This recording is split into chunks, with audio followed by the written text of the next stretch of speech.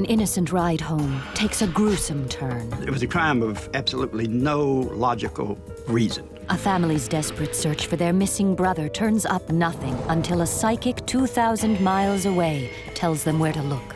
This is where you have to go, and this is where you find your brother's vehicle. She had a lot of details. She didn't get them from us. She didn't get them from the media. But her visions make legal history. There was total and complete silence during her testimony. Never heard anything like that before.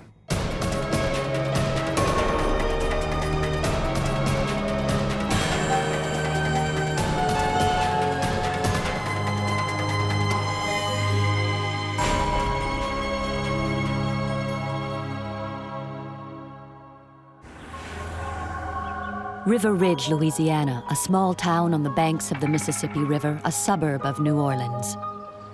Pretty much people in River Ridge know each other pretty well. It's just sort of a small slice of American pie type of community. You wouldn't expect a person, particularly a hardworking carpenter, to suddenly disappear. But in June of 1987, that's exactly what did happen. 27-year-old Andre Daigle vanished without a trace. My mother called me Friday morning and then told me that Andre was, missing and she hadn't heard from him. We're a close-knit family and very tight, and Andre wouldn't leave the pets without food or water, for one. And the other thing is, generally somebody would hear from him on a daily basis. Andre's older brother, Chris, contacts the police immediately, but they're not convinced there's a problem and are slow to act. The fact that he was a 27-year-old grown man, the police were like, what makes you think he's missing? But the family believes something is very wrong and begin their own investigation, retracing his last steps. Are you sure you haven't seen this guy? The night he disappeared, he and Nick Shelley went to have dinner together, and then they went out to Mitchell's to shoot some pool. Andre and his best friend Nick were playing pool for beers. Loser buys. Andre lost the first game, and at the bar, he met a young woman who called herself Thelma.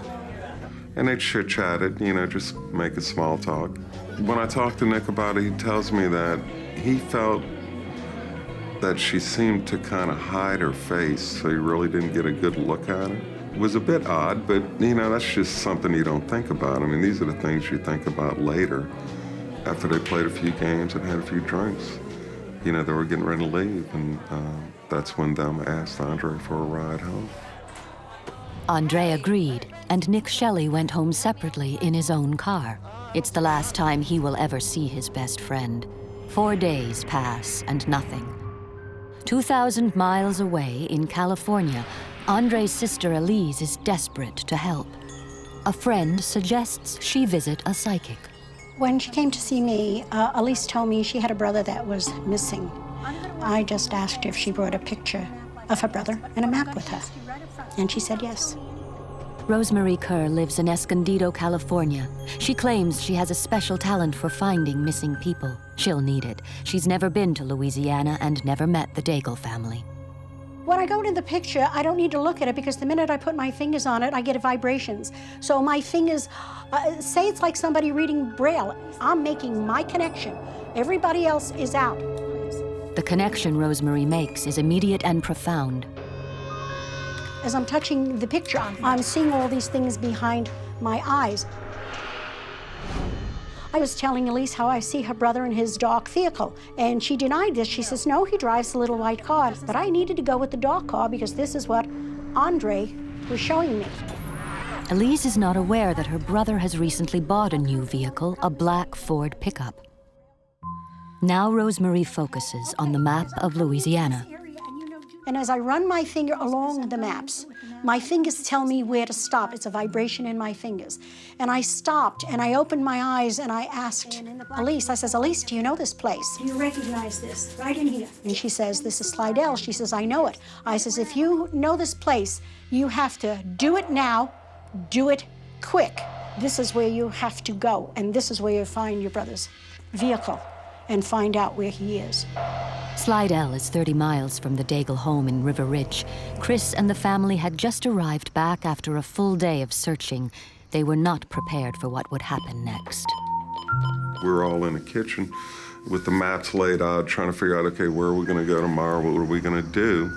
That's when the phone rang, and my mother got the call from Elise. I just had a reading with a psychic here. And You know, she says, the lady says to go to Slidell. Well, man, when she said that, everybody in the room just got shook. You know, you could feel goosebumps, and it was like a spirit had walked through there and touched you on the shoulder just to let you know, this is real, you gotta go. Within minutes, Chris and his family are racing towards Slidell, guided, they believe, by the spirit of their missing brother. They went out in their vehicles to look for Andre. I told them to talk to Andre. And Elise said, why? I says, I want the open connection. So we did, we knew he was frightened. We didn't know if he was alive or not. And we just wanted to reach out to him, and let him know that, his family was there. So. Then, incredibly, there on the interstate, Chris spots Andre's truck ahead. The black pickup is heading towards Slidell, exactly where the psychic said it would be. I actually kind of passed the truck up at first. I didn't even expect to see it, really, but drove up. Hey, was that it? Sure enough, that was it. Of course, we didn't recognize who was in the, driver's seat and who was in there driving it. How could a psychic 2,000 miles away know where to find Andre's truck? But where is Andre, and who's at the wheel? In River Ridge, Louisiana, the mysterious disappearance of 27-year-old Andre Daigle has his family searching everywhere. 5 days pass without any success. Then, a California psychic 2,000 miles away points them in the right direction. This is where you have to go, and this is where you find your brother's vehicle. And sure enough, going down the interstate on our way to Slidell, and there was the truck. Of course, we didn't recognize who was in the, driver's seat and who was in there driving it. So we decided at that point that we'd just kind of stick with them and see where they led us. Chris tails the truck for nearly 30 minutes. Suddenly, the truck veers off the interstate and leads them down a deserted side road. They turned the truck around, facing back towards us, and then they killed the motor and turned the lights on. Well, that was very spooky, because now we knew that they knew we were following them. They drove by real slow and just kind of checked us out and looked at us, and as they got by, they took off. We had just drove down that road not seconds before, and it was empty. Here we are 30 seconds later, we go down the same road, and who do we see? A police car. As luck would have it, they ran across the only patrol car in the Pearl River area parked alongside the road that they were on. We're all yelling, yeah, get that truck. Man, this is my brother, that's his truck, he's missing. You gotta stop these guys. And that's when we got into like a high-speed chase.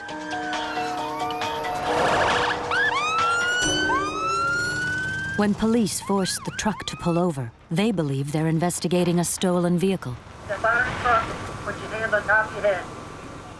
I kind of walked up a little bit closer and I asked them, I said, where's my brother? What'd you do with my brother? Where is he? Well, of course, they wouldn't answer. But where is Andre? 2,000 miles away in California, psychic Rosemary Kerr believes she knows the answer. When I felt myself holding my head and basically speaking louder and louder and louder because I could feel the pain, and I started yelling to Elise, my head is killing me. And as I felt that, I went into, I want to say, a different mode because I knew that I was looking for somebody that had already left the earth plane. But Rosemary withholds this piece of information. Elise did not ask if her brother was alive or dead. I am just the conductor of the words. I'm just a channel. But in order for it to be done the proper way, it has to go through the proper channels. It's for the authorities. And the authorities were working fast. They identified the two men as 24-year-old Charles Gervais of New Orleans and 21-year-old Michael Phillips of Kenner. The two are brought in on stolen vehicle charges. These two were not new to crime. Captain James Gallagher of the Kenner Police Department is one of the officers in charge of the investigation. The chief and his officers began interviewing Charles Gervais and Michael Phillips as to how they came in possession of the truck. At first, Gervais isn't talking, but under questioning, his friend Michael Phillips eventually cracks. He describes a senseless, brutal murder, a murder committed, he says, by Gervais. Once Charles realized that Mike was talking to the authorities, he demanded to speak to him, wanted to get the record straight. They talked about how they had Andre brought back to their apartment with Thelma. At some point, they retrieve a claw hammer out of Andre's truck. Then they take turns beating him with his own claw hammer. The killer's motive was more extraordinary than even the police could have imagined. The question was asked, why would you kill Andre? What was the purpose behind it? And Gervais tells me this story about hearing about a prostitution ring somewhere in Texas. And him and Mike decide, well, we don't want to work for a living. We'll just go to Texas and we'll kill whoever's running this operation and we'll take it over and the women will work for us. So they decide, well, if we're going to do this, we have to know before we get involved that we can actually take a life. So they come up with the scheme of sending Thelma out to bars and to look for someone, anyone, whoever she brings home, that person's going to die. And unfortunately, in this case, the person she brought home was Andre. Andre Daigle was simply in the wrong place at the wrong time, picked at random and killed as a dress rehearsal for a gangland hit, his body dumped in a swamp. Police recover the body. Both men are charged with first-degree murder and a warrant goes out for their accomplice, 21-year-old Thelma Horn of Kenner. Now police have to inform the family of their worst fear. Their youngest son, Andre, is dead. You know, I never dreamed he would be dead. But it didn't work out that way. But at least we were able to find him and find the people who committed the crime. But this case is far from over. Even with a confession, both men could still plead not guilty in court. If the defendant doesn't take the stand and doesn't testify on his own behalf, you cannot use his statement against him. In Louisiana, a not guilty plea can lead to the death penalty. Gervais sees the writing on the wall, admits his guilt, and is sentenced to life in prison. But Thelma Horn and Michael Phillips roll the dice. They plead not guilty and opt for a trial. I think Michael was more concerned about consequences. He knew that we already pretty much had the whole story of what occurred, but he wanted to try and downplay his participation. Gallagher needs as much evidence as possible. When he learns from Chris that it was a psychic's vision that led them to Andre's truck and exposed their killers, he reluctantly gives her a call. You know, I deal with facts. I deal with things, tangible things. And up until that point, I was still trying to figure out, what the angle was. How did this happen? Hello?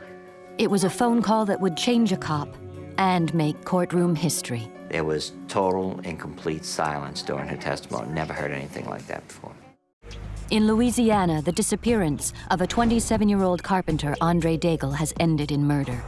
A California psychic has helped the Daigle family and police track down the killers. Now the police must work with a psychic to make sure the suspects are locked away forever.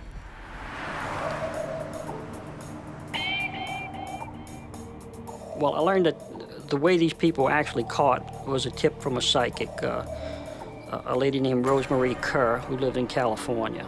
When Captain Gallagher contacts Rosemarie, she recounts the details of her reading with Andre's sister. Coming to you. As I come into Andre's vibration, I'm getting more and more headaches coming in very, very strongly. Well, she was talking about, I'm feeling pain to my head right now as I'm handling his photograph. I already knew from the investigation that Andre had been beaten with a hammer. The autopsy revealed that Andre had been struck 10 times in the head. She talks about where the body's at and where Andre's at.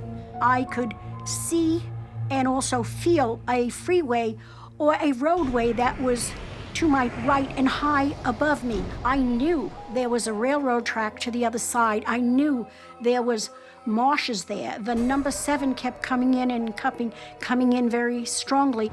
When Gallagher travels back to the location where Daigle's body was found, he's amazed at the psychic's accuracy. We got off on exit number 7 right down the road to get here. As Rose told me during my interview with her, she described a long bridge, and what we have behind me here is Interstate 55, which runs for about 24 miles, elevated through the swamp. She indicated there'd be water all around Andre. Well, here we are, next to the swamp here. She had a lot of details that she didn't get them from us, she didn't get them from the media, and it just, I was amazed, but I became a believer after talking with her. But could a psychic's visions hold up in a court of law? W.J. LeBlanc, a Louisiana district attorney, thinks Rosemarie's testimony is key. From an evidentiary standpoint, there were some people in the office who were skittish about using a psychic during a trial. My position was that she was a fact witness, and based upon what she saw, someone else relayed that information to someone else, which led to the arrest of the defendants. The brutal and bizarre murder of Andre Daigle makes front-page news, but what really grabs headlines is the psychic. This case, in many ways, was sort of a bellwether case in establishing psychic involvement as an important forensic tool in conducting investigations in cases that were very difficult. Richard Boyd was the court reporter at the Daigle trial. In my 10 years of covering courts, it was the most amazing, astounding chain of circumstances that I ever ran across. It would be the first time in U.S. legal history that a psychic would take the stand and describe how her visions helped to solve a murder. In a suburb of Louisiana, when a young carpenter disappears, a psychic in California tells the family exactly where to look. But what they find exposes a gruesome and bizarre murder. Determined to get a conviction, the state makes a daring move and puts a psychic on the witness stand. I didn't feel any qualms, no pressures or anything. It felt like it was the normal thing to do. February 2nd, 1988, 1 year after the murder, the state presents its case to a packed courtroom. W.J. LeBlanc, the DA, outlines for the jury the gruesome details of Andre Daigle's last hours. On the night of June 9th, 1987, Andre Daigle was playing pool with his best friend, Nick Shelley. At the bar, he meets a young woman, Thelma Horn. She later asks for a lift home. Inside the apartment, Charles Gervais and Michael Phillips ambush Andre, attacking him with a hammer taken from a toolbox in his truck. Their botched murder finally ended when the two men used a vacuum cord to strangle Andre to death. They wrapped his body in a curtain and hid him in the back of a couch. The following night, they dumped his body in a swampy marsh below the causeway. The evidence against the two men is compelling. Now the DA calls the psychic to the witness stand to help seal the prosecution case. You could hear a pin drop in that courtroom. I mean, people were just enraptured by it, just totally focused on her. Thank you. There's an old Rosemarie Kerr tells the jury how her vision led the Daigles to Andre's missing truck. You know, the emotion, it was just a chill went through the room. At the close of the state's case, faced with the evidence, Michael Phillips changes his plea to guilty. He was headed straight for the electric chair. The evidence was overwhelming. The jury was hanging on every word of every witness. Without that information provided by Rose, which eventually led to the arrest, he would have been possibly another John Doe, unsolved homicide. In a separate trial, the killer's accomplice, Thelma Horn, is found guilty of second-degree murder. With the help of the psychic's testimony, all three are serving life sentences. I feel that this whole scenario wasn't in our hands, but in a higher power, and we all just did our job. And I have to give credit to the departments that work with people like me and realize if we can give them just one little piece of the puzzle and that could help them, that's what we're about. The Daigle family was devastated. To this day, is still devastated to a large extent by this senseless crime. A promising young man who was hardworking lost his life for absolutely no reason. Andre was a great brother. You know, his life was cut so short. I don't know if he had time to even figure that out. Here's Rosemary, you know, a little lady living out there in California, you know, 2,000 miles away from us. Think that someone has that ability, you know, to make contact and into the spirit world like that and able to help, but she's connected.